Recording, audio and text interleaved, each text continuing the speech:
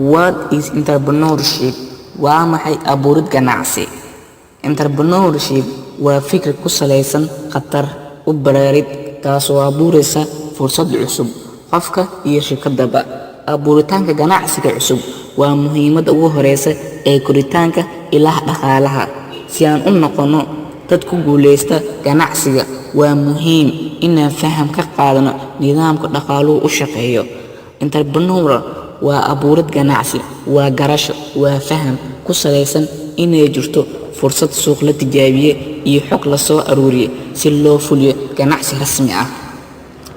Entrepreneur waa dadka qaata khatarta ayaga oo ka faa'iideysanaya fursad jirtay oo ay dad kale ku guuleysteen ama dib ku arkay khatarta. Entrepreneurs maamulaha shirkadu sidoo kale wuxuu arkaa fursad laga faa'iideysan karo, markaas ayuu isku geeyaa wixii hanti iyo aqli ah si uu hirgeliyo ganacsiga cusub.